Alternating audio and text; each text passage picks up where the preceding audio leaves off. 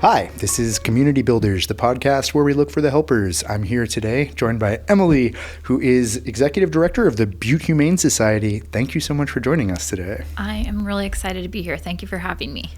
I'm a big fan of your work. Can you tell me a little bit about what the Butte Humane Society does and what some of your core missions are? Absolutely. So Butte Humane Society is one of the oldest nonprofits in Butte County. 1911, right? Yeah, 1911. Right. So we're celebrating our 114th year this year, which is a milestone in and of itself. And so we are a limited admission animal shelter that cares for animals that are coming from overcrowded local regional shelters as well as owner-surrendered animals.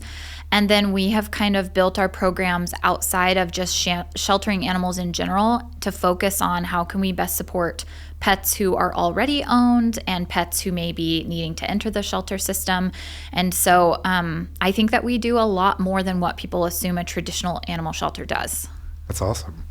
When you say limited, what does that mean? So there are so many different, animal sheltering or animal rescue in and of itself has all of these levels. So you kind of start at the top with municipal shelters or government contracted shelters. So when you think of our area, you have Northwest SPCA is the Butte County shelter. So they've got a contract with the county to carry out work around stray animals. City of Chico Animal Shelter is that, but for the City of Chico. So they've got a contract with the City of Chico to carry out those stray hold services. Whereas Butte Humane Society is a private nonprofit. So you might hear limited admission, you might hear managed admission, but what that means is that our shelter isn't taking animals from animal control. We're not getting strays brought into us. We specifically exist as kind of like that middleman. As a municipal or government contracted shelter, your contract is every single stray in your jurisdiction you are responsible for. So it doesn't matter if you have space, it doesn't matter what your room looks like. If there's a stray, you have to take those in. Whereas we cannot participate in the stray space. And so we try to work with those shelters that are always overcrowded, especially over the last couple of years, always over capacity, and taking on dogs or cats that fit into our adoption program and can be adopted out. So we're helping to alleviate that overcrowding, overcapacity space by taking on animals that work for the resources we have and what we can provide, as well as providing a resource to owners who need to surrender, because the other big issue right now is these municipal shelters are so overcapacity and so full that their wait list for owners who are looking to surrender an animal could be years long. And that doesn't work for people when they've decided they need to surrender. It's like a right now type of a thing. And so that's kind of where we exist in this. Fascinating. You said especially over the last couple of years. Can you elaborate on that? Yeah, absolutely. So there has been so much of a focus on this COVID bubble and all of the things that were critically impacted when you look at housing and cost of materials and cost of goods and those types of things. The one big thing that I don't think I heard a lot about in the mainstream media during that time was that vet services were really impacted because there's such a crossover in the veterinary sphere of sharing human drugs.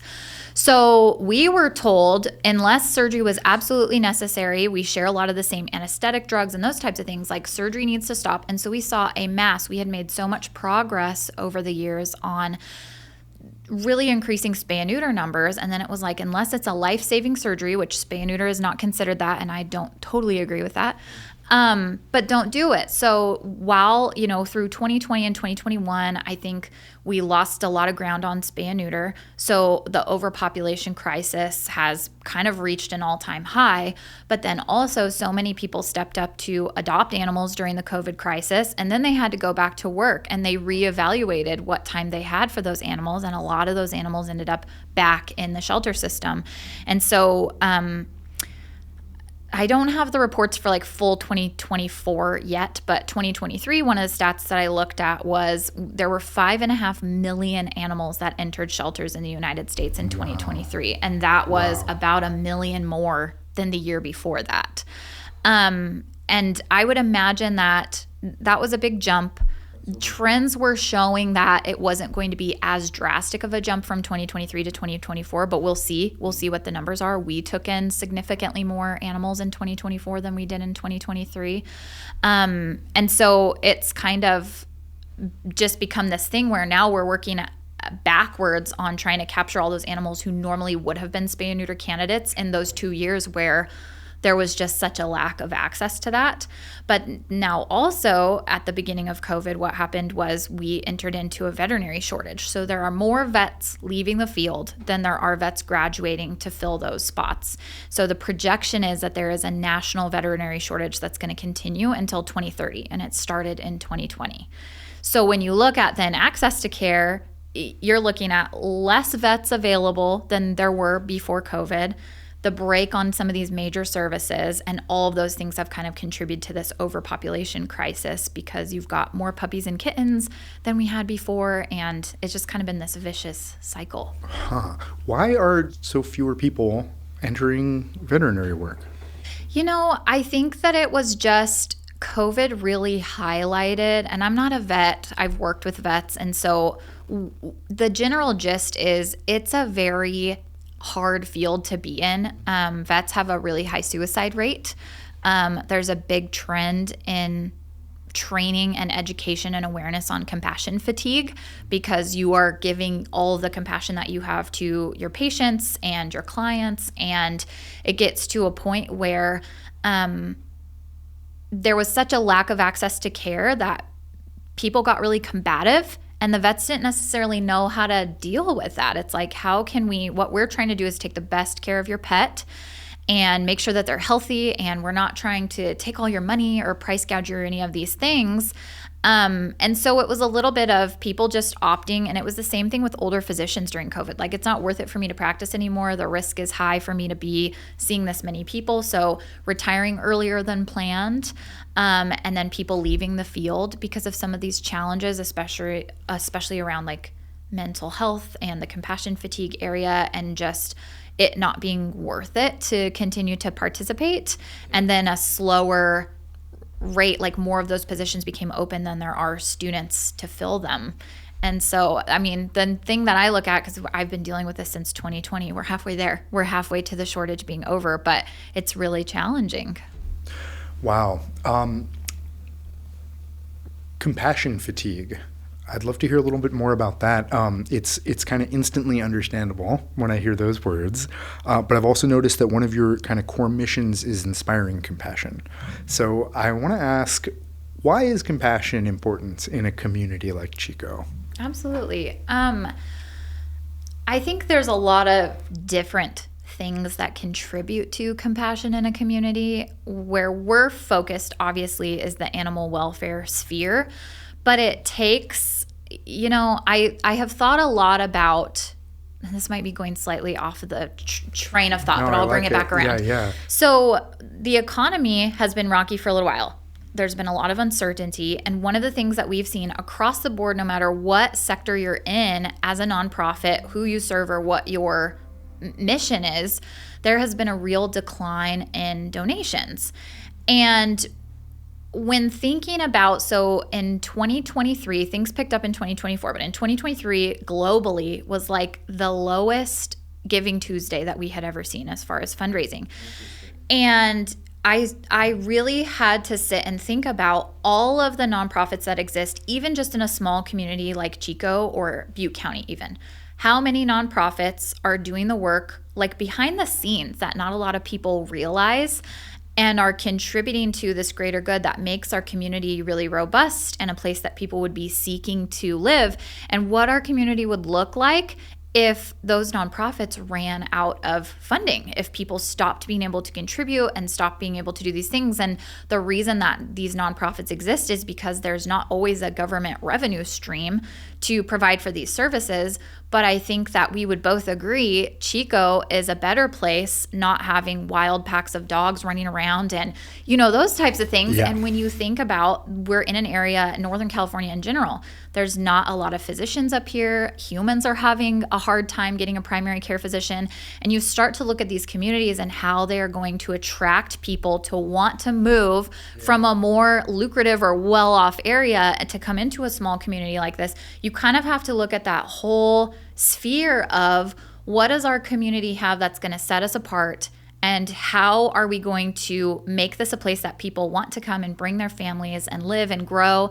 And so when thinking about how compassion plays a part in that, whether you feel like it does or not, it really does, because the people who are working to inspire compassion and work on the behind the scenes work of all of the nonprofits that we have here to contribute to a society that is a nice place to live, a safe place to live, it's clean, we're taking good care of our environment, all of those things, like that's why inspiring compassion is so important. And if we're not doing that, it's going to become like that. My kids love WALL-E, and it's like they're on a spaceship because Earth is uninhabitable. Yeah. They can't, like, what's a plant? Though that's why it's so important. Right. WALL-E is exceptional. I recently rewatched that. I'm like using all of my mental fortitude to not try to say WALL-E in his voice or the Eva voice. You mentioned packs of dangerous wild dogs. I've been places like that. I'm curious how we got to having humane societies and how we decided this was a priority for our community and what it would look like without this. So, I mean, kind of taking it back to my last thought, that's something I think about all the time. What does it look like if Butte Humane Society does not exist? Yeah. What does it look like? So when I even just think about the number of spays and neuters that we completed last year, just our one facility in one place in Northern California, we did 1,972 spays and neuters. So I just did a presentation a couple weeks ago, and on a very conservative estimate, we prevented about 14,000 unplanned puppies and kittens through that action. When you look at rate of reproduction, lifespans, all of those things. And so even just that small pocket, there are facilities out there doing way more than we're doing. And I think that in general, I mean, looking back at history, it's always been a group of people have decided these are our companions. We're here to take care of them. We want to be good stewards for them.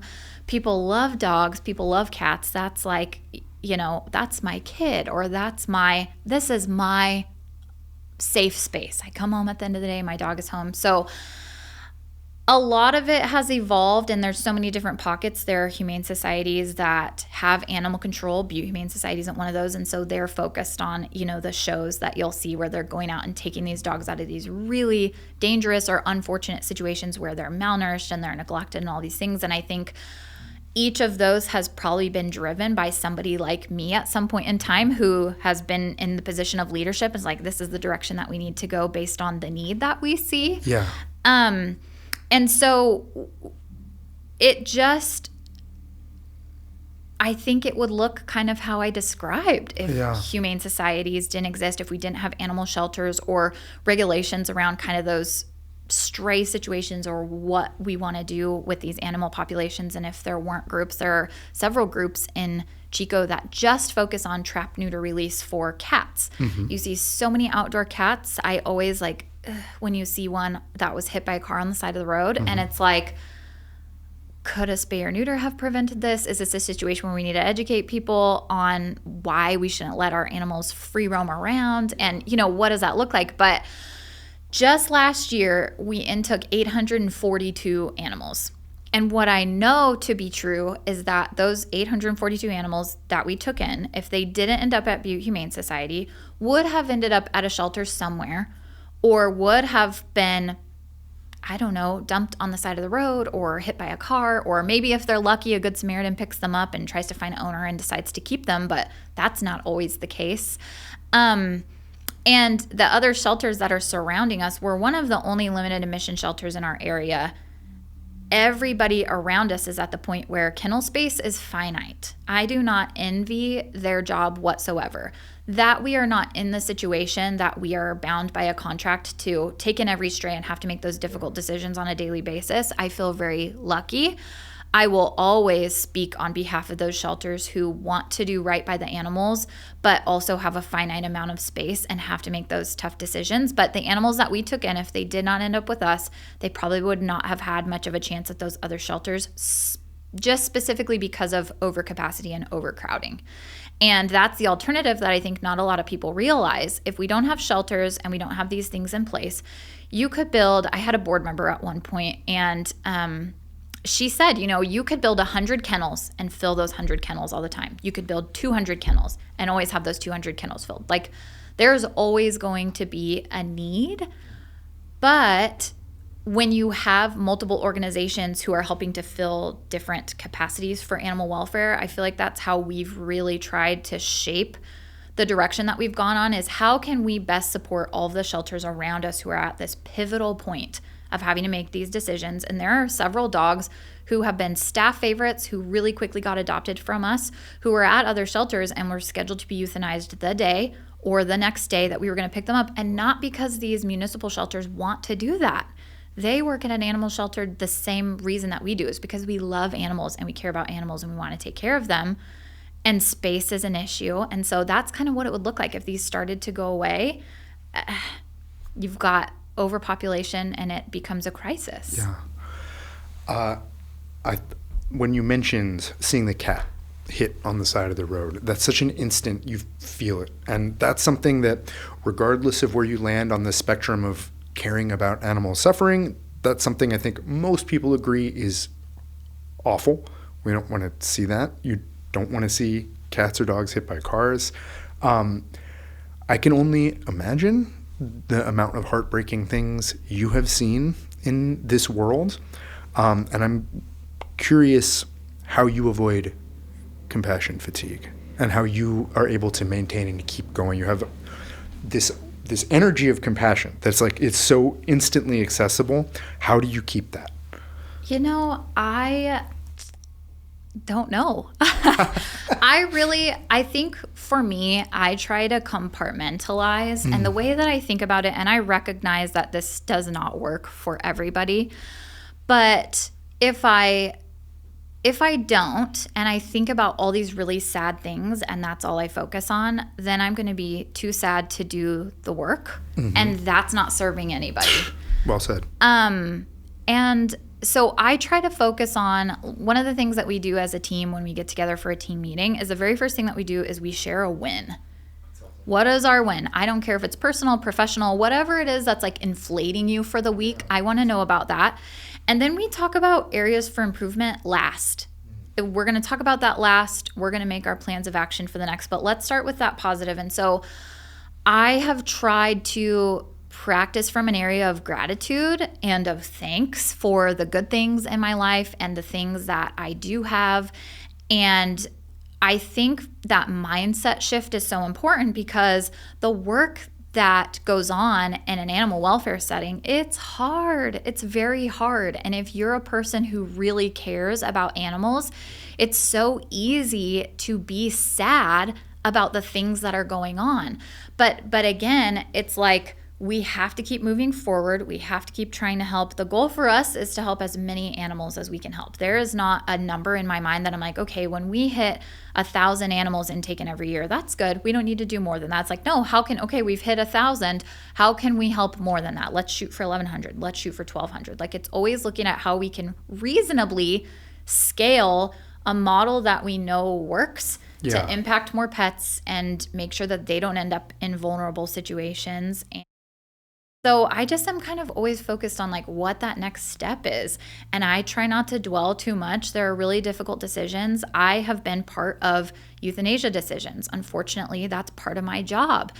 And it's one of the hardest things because I love dogs and cats. I don't want to be part of that decision, but sometimes that is the compassionate and humane decision to make. And you have to prioritize safety of people. I would never want to be responsible for placing an unsafe animal in a home that results in an injury to a child, to an adult. And we really strive to understand what the boundaries are for the animals that are in our care and what type of an outcome is going to be best for them, what family would be suited best for them. And sometimes the best outcome for these animals is not an adoption placement. And that's rare in our facility, but it's really tough. And I could stop and think about all those decisions and I could be really sad about that. And I could start making decisions out of fear, out of concern and those types of things. Or I can operate from a sphere of what's the best case scenario and how can I make decisions so that we're influencing best case outcomes and we treat worst case scenarios case by case. And that's not how we're making our decisions or how we're setting our shelter up for success. We want to focus on where can we make the most impact? How can we do the most good? And so I think like that's what I'm thinking of so that I don't fall into that compassion fatigue, because I have to keep going. I absolutely love that perspective on that decision-making process, because you're totally right. It would be so easy to just become overwhelmed by like a grief or a sadness around it. May I ask about what the euthanasia process, like how do you make those decisions? Is that like, well, it's been this many days, or like there was an incident, or how do you make those? So I know this is such a controversial topic for so many people. Yeah. And right off the bat, I don't work with anybody, including myself, who doesn't view a euthanasia decision as the absolute worst case scenario and a decision that you don't want to be put with. But at the same time, that's my job. It is my job to make sure that if we're making that decision, it's the right decision. And so at Butte Humane Society specifically, and we are very lucky, but we don't have time constraints. For us as a limited admission shelter, if we're out of space, that means we just don't intake. We try to get very creative on creating space for ourselves. We do that through our foster network. We work with other shelters. Sometimes we'll have a dog maybe that we've had for a year and they just haven't had any interest. We'll reach out to a shelter partner and say, hey, who's a long-term dog that you have that might be a fit for our shelter? Let's trade. Sometimes it's just a new venue and visibility. And the couple of times that we've been able to do that, the dogs that we've swapped have been adopted right away on both ends, because it's just like people are seeing something fresh and something new. And so we try to be creative with that. Kind of the way that I look at euthanasia decisions is it really comes down to a safety decision, or if we have an animal in our care who is beyond medical intervention. So if they've got something that's going to be unresolved from a medical perspective and there's nothing that we can do, or it's going to really drain all of our resources to potentially care for, 10 to 20 incoming dogs or cats after that, then we have to also be really cautious about how we're stewarding those resources. And I don't think that it's responsible to spend 20 animals worth of medical care on one animal who's not getting better. And so that's a really tough decision to make, but sometimes very necessary. And the big one for us is safety. If we have an animal who is a bite risk, who is a risk of injury to a person, my staff, they have to care for these animals every day. I don't want them to be put in a dangerous situation. If they're a risk, to adopt out. If we think that they're going to get into a home and physically harm the person who's adopting them, I think it's the responsible choice. And what I will say about that and how I feel about it is it's not the dog's fault. There's not often situations where cats fall into that kind of behavior level like euthanasia decision, but for dogs, it's not their fault. If they were socialized properly as a puppy and spent some time on training and all of these things and maybe didn't end up in the shelter system, they could be that ideal family companion. And not all dogs get that opportunity, and it's not their fault. It's people at some point in their life who have failed them of why we're at this decision. But like, safety of people, in my opinion, has to come first. And if we have an adopter who's like, hey, this is something I want to take on, and they're really educated about it and feeling good about that, that's a conversation that we'll have, but I've got to prioritize safety. Yeah. Well said. You said 842 last year? 842. That's amazing.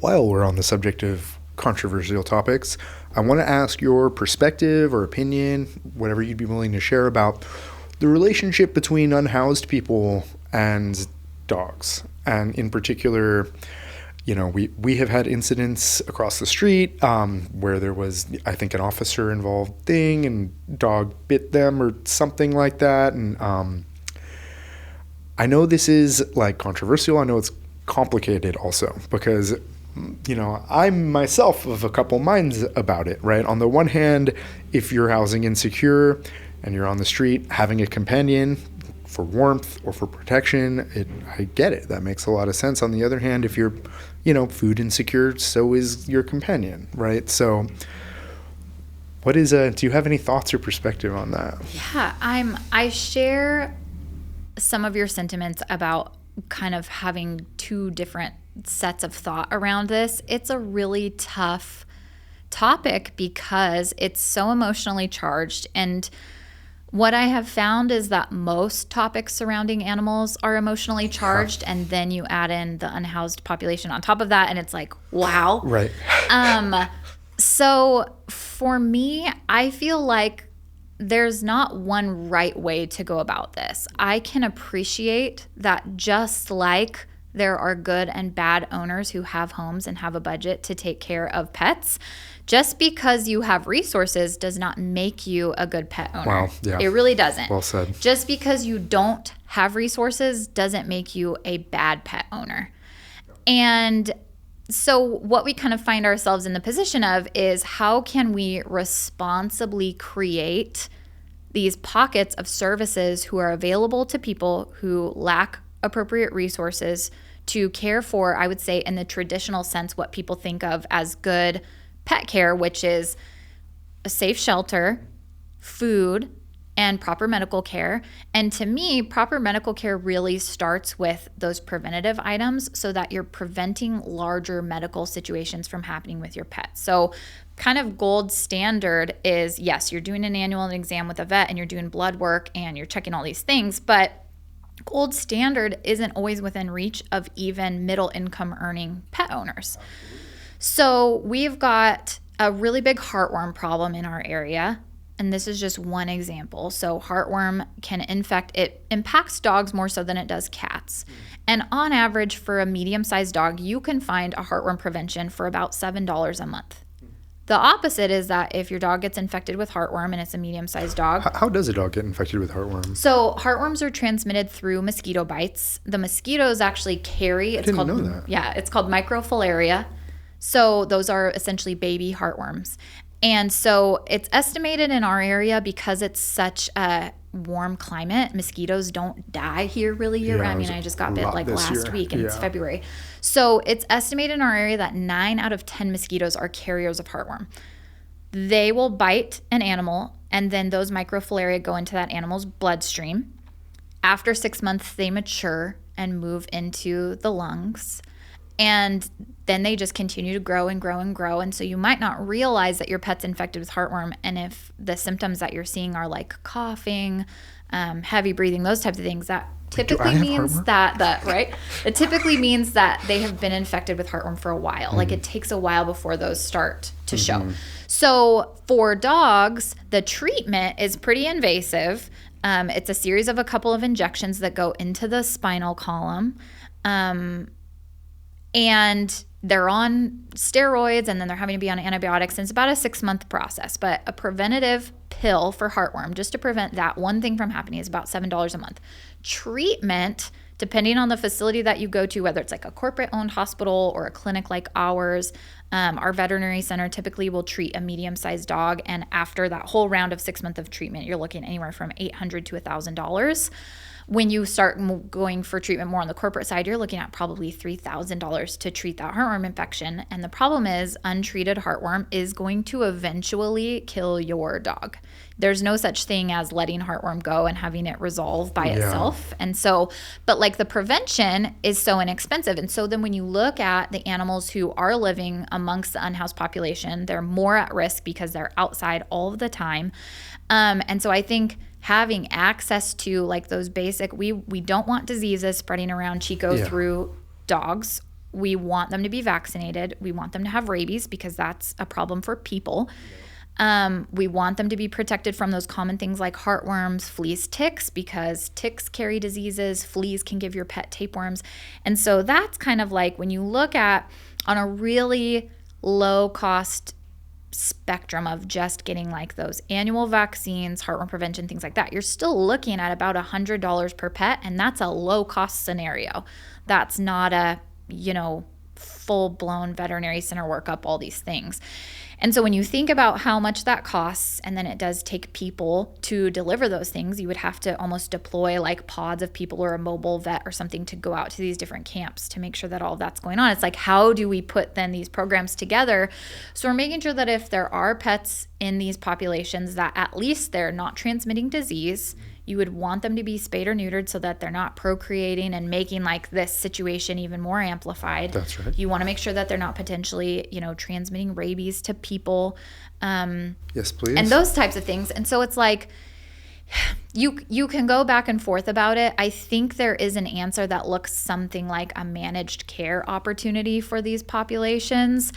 Whose responsibility is that? Where does that funding come from? I mean, if I had all the answers, I would definitely go and try to get a seat somewhere and do something about it. That's a shame, because my next two questions were whose responsibility is that and where does the funding come from? Exactly. It's like, it's such a tough thing, because when I look at like our shelter, we have to fundraise. We are hustling every single day just to meet our basic needs.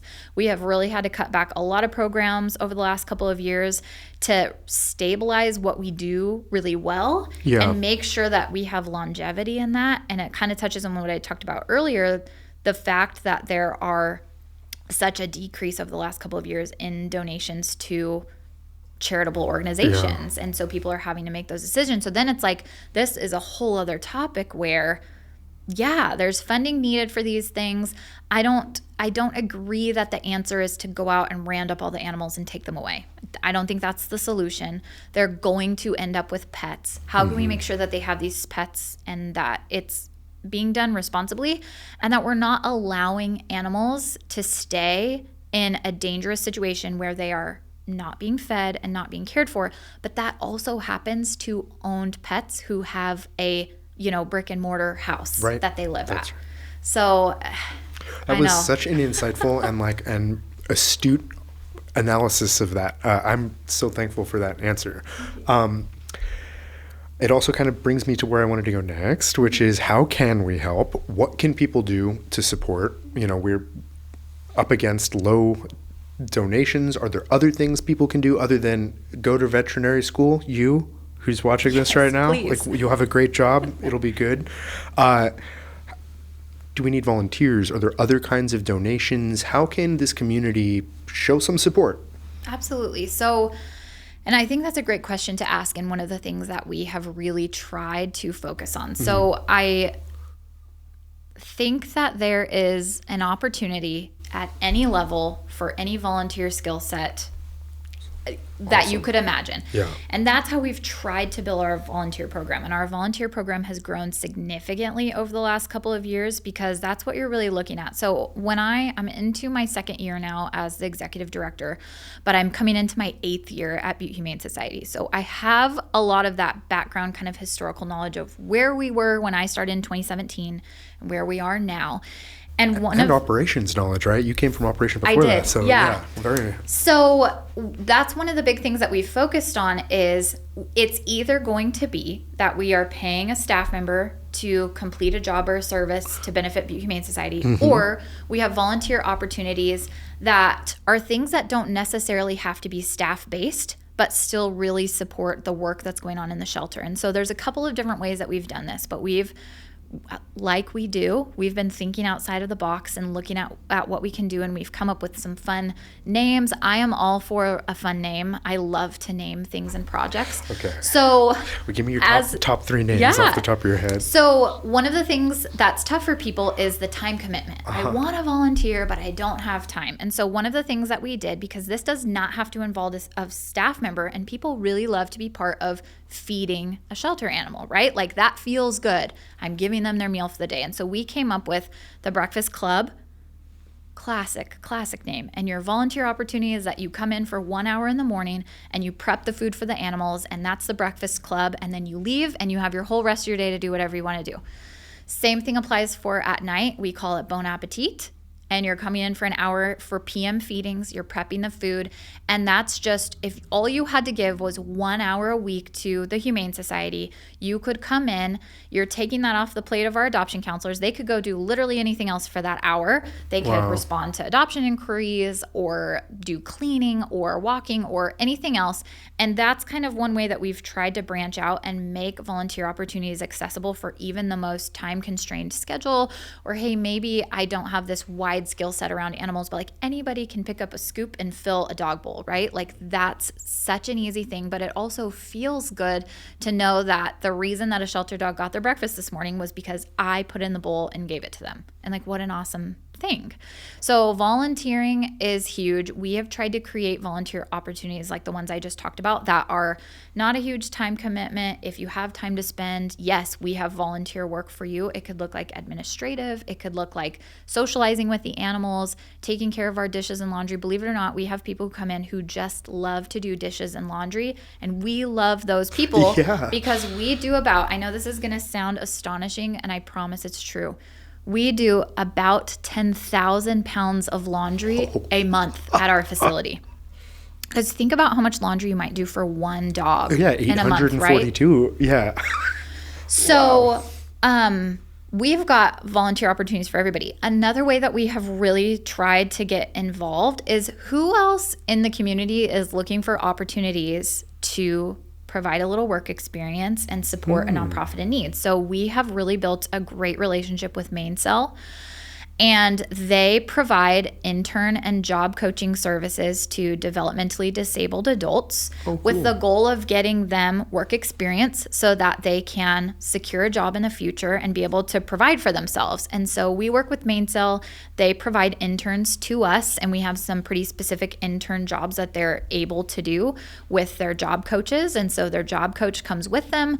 They're interning with us and helping to fulfill some of those needs, things that don't have to involve a staff member, but are still so helpful. So sometimes that looks like that they are conducting cat meets for a potential cat adopter, or it looks like that they are helping to bag food for our pet food pantry, things that fit within their skill set and what they are able to provide, but also provide a really valuable service to Butte Humane Society without it being a situation where we're having to create a paid staff position and kind of take away from those resources. And so through expanding our volunteer opportunities and then being willing to work with other organizations who want to meet the needs of the population that they're serving, we've been able to expand. So just in January, we did 900 volunteer hours between volunteers and interns. That is such a significant thing for us when you look at even at an entry level like minimum wage position. The cost savings of that is phenomenal. And so we rely really heavily on our volunteers. Same thing for donations. And for us, you know, yes, monetary donations are really, really important. At the end of the day, we do have staff to pay and we have veterinary supplies to buy, and we have to be able to get the things that we need to run our facility. But even if you were to say, hey, I've got $30, how can I make a big difference at the Humane Society this month? It looks like going over to Northern Star Mills and picking up a bag of We Feed Our Shelter Diamond Naturals, and you've now provided 30 pounds of food to our shelter animals that we didn't have to purchase. Yeah. That's huge for us. It's huge. And it makes a really big difference. I love those as all kinds of ways that you can contribute. I also love the shout out to Northern Star Mills, who we love. Excellent. There will always be a need for this, but what does catching up to where it's maybe a little bit less exhausted resources and limited space, what does this in its best form look like, and how do we get there?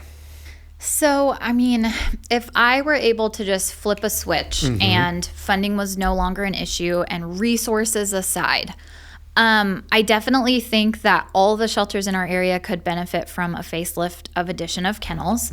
A lot of our facilities were built based on the animal population that we were serving at that time or projected to serve at that time, and nobody could have anticipated the way that that population was going to grow after COVID. Like it was just not on anybody's radar. And yes, we did just build a new facility. The plans for that facility were done in 2018.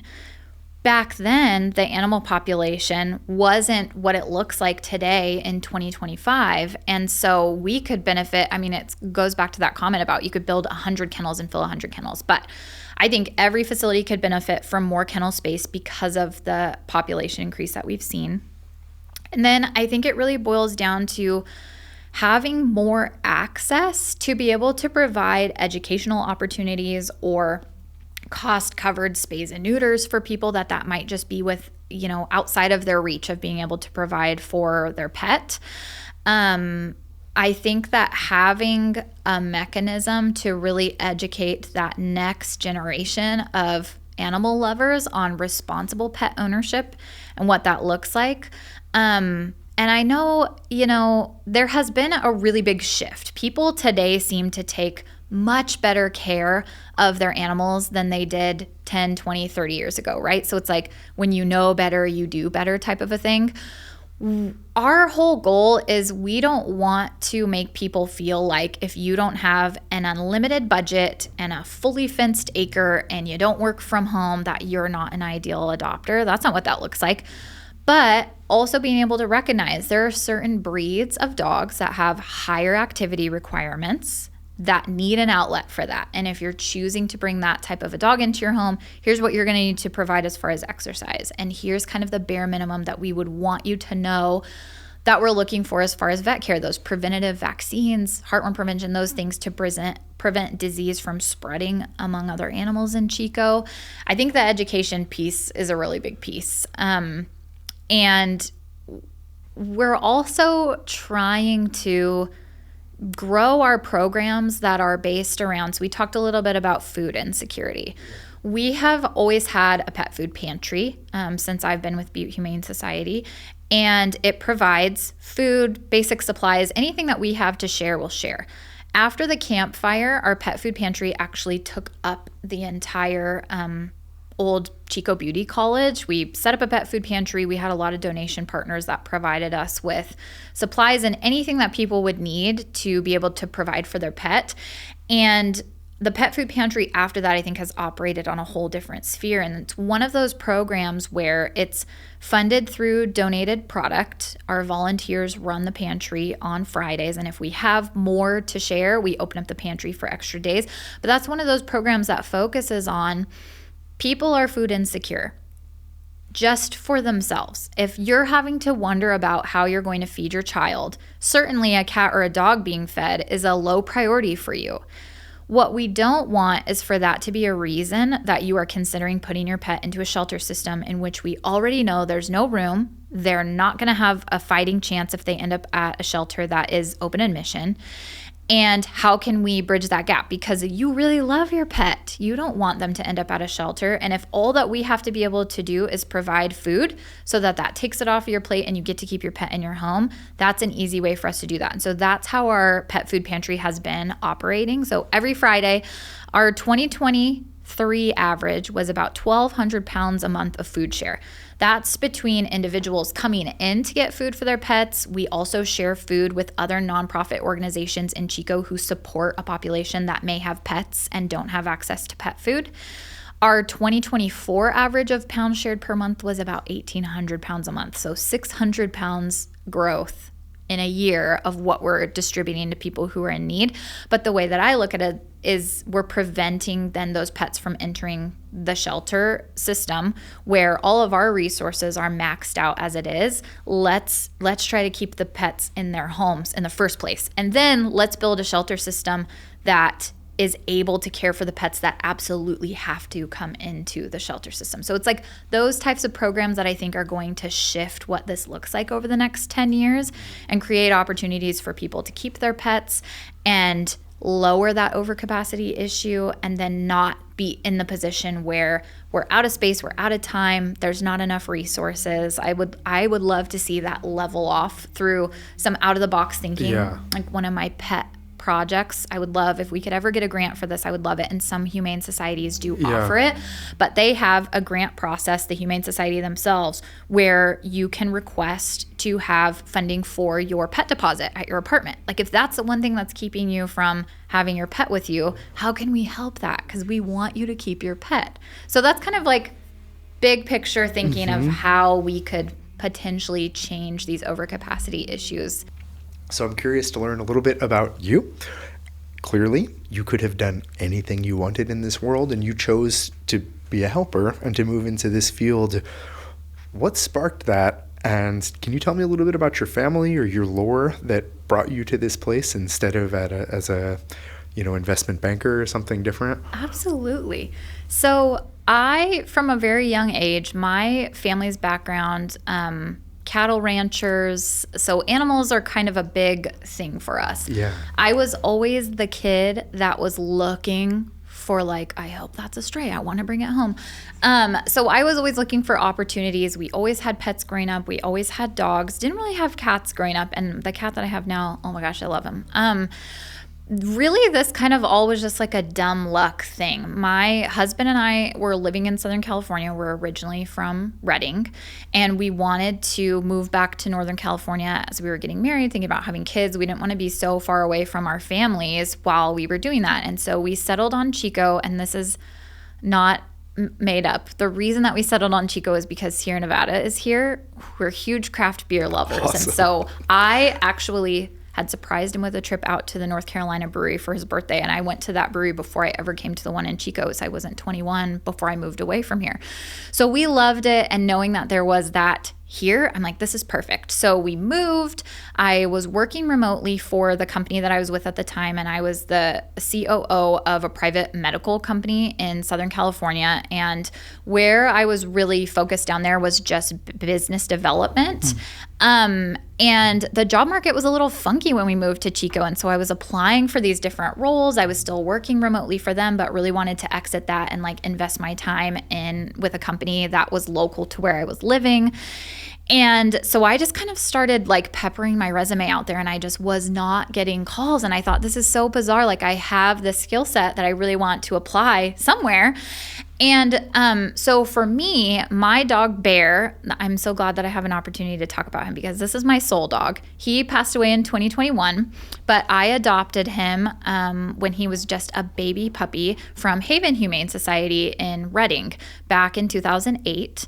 And the most intuitive, best companion dog, like there is not a doubt in my mind that this was the dog who I needed to be with me through that season of my life. Like he is my soul dog. And so as I'm scrolling through the job ads, I saw that there was an adoption counselor position at Butte Humane Society. And I thought, I love that I got this amazing soul connection with a dog through a humane society. Like, it's serendipity. I am meant to like get this job. So I applied for the dog adoption counselor position, and I got a call from the executive director at the time, and she said, hey, we got your application for this job. However, we're looking for a manager for our veterinary clinic, and we feel like your skill set much more aligns with what we're looking to do at our vet clinic. And would you want to come and have a conversation about that? And so I showed up at our old offices over off Fair Street. If you've ever been there, it was some rough digs over there. So I showed up with like my Southern California business attire, and I quickly found that this was going to be a jeans type of a situation. But we had an amazing conversation about their veterinary clinic, what they were doing, where they wanted to go. And with my business development background, I thought, absolutely. And I was really fortunate to be in a position where I could afford to take a major pay cut. I know that's not always an option for everybody, but my spouse is the primary income earner. And so this became a situation where it was something I was really passionate about and was willing to lower my hourly rate just to feel like I was part of something that was making a difference and like allowing my skill set to grow, something that I felt like was so valuable for this community that I was newly a part of. And so it quickly kind of fast forwarded. We got a medical director over there, and her and I love her dearly, Dr. Turner. She's in Guam now doing amazing things for them with their spay and neuter program, and she's just doing great work down there. But Dr. Turner and I really built the practice from kind of a low volume vaccine spay and neuter only into offering exam services and general care. And we found that there was a population of people who was so just under the impression that they couldn't even access veterinary care from a financial perspective, that they just decided to seek no care at all. And so we were seeing animals who really needed kind of basic minor things like prescriptions for arthritis and stuff like that people were seeking out euthanasia services for. And I was like, well, hold on a second.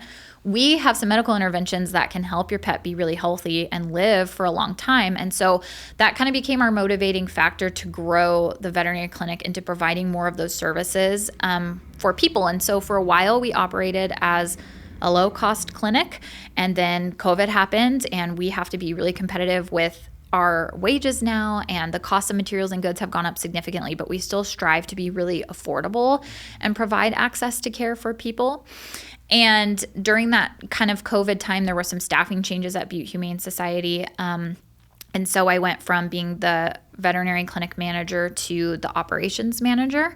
So I got to oversee our adoption side. We kind of call it the shelter side now because there's so much more to it than just adoptions. But the shelter side, the veterinary clinic, our volunteer and foster programs. And I just kind of got to bring those all under my vision and kind of grow that. And it was great because our executive director at the time, Katrina, was like, hey, like this can be your thing. Let's grow this to how we want to grow it. We were already in the capital campaign to build our new building at this time. And so we knew we're coming into this new space and we really want to max out our programs. And then time is a thief, but after about a year in our new facility, year and a half, Katrina made the decision to step away, and it was never my idea to be the executive director. Like, it was just not something that ever crossed my mind. I was really happy in my behind the scenes operations manager position. I really thrived in that and I loved it.